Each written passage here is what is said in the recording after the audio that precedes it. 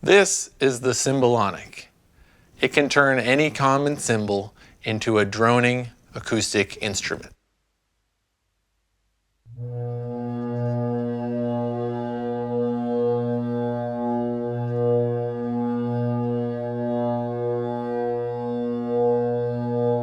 I get obsessed with things.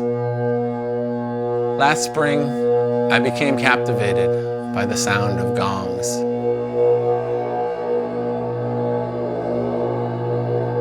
I had a compelling desire to buy many gongs, but no practical justification for doing so. I listened to gong baths and window shopped, but ultimately I was able to resist buying one and channeled my energy into experimentation.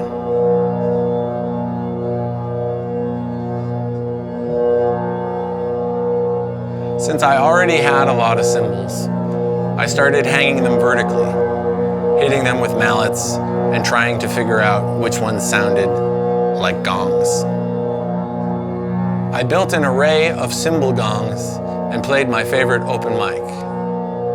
The crowd was amused, but the itch was not scratched yet. In early May, I came up with a technique to spin a cymbal with one hand and use the other to bow it with a homemade friction mallet.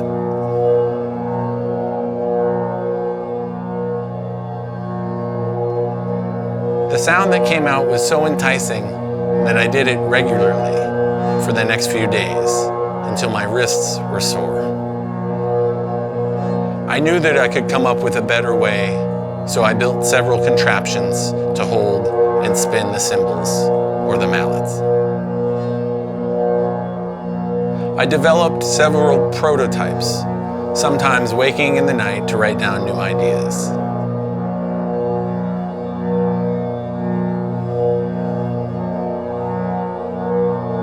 I became totally obsessed.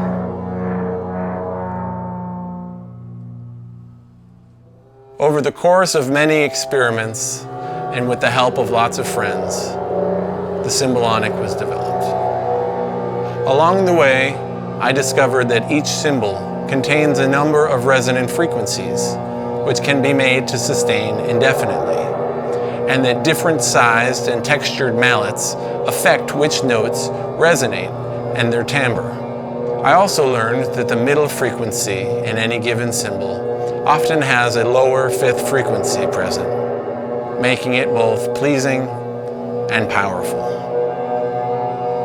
As a musical instrument, it can be written for and played in any size group to glorious ends. Many people have suggested it would work well in film or theater. What do you imagine when you hear it?